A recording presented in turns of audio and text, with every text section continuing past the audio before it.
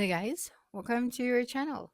This video you will learn on how you can add WhatsApp button to your GoDaddy website.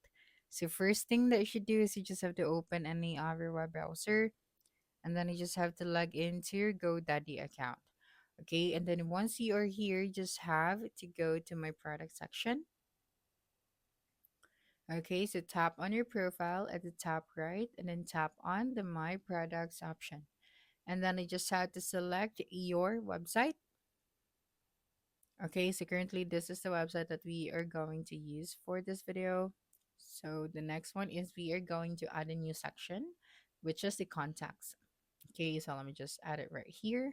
So I'm just going to add a new section and then go to the contacts. That's right. Then tap on the contact us.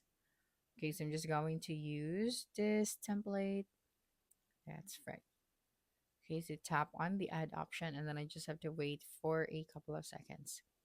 Okay, so once you're here, as you can see at the right side, we have the WhatsApp chat button.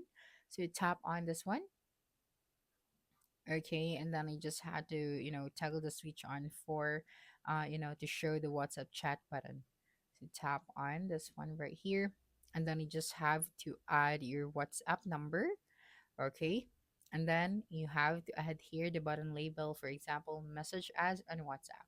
So after putting here your WhatsApp number, then you just have to publish this website, and then your WhatsApp button will be visible and clickable by your visitors. So that's it for this video. If you think this video helped you solve a concern, please subscribe, like this video, and leave your comment below.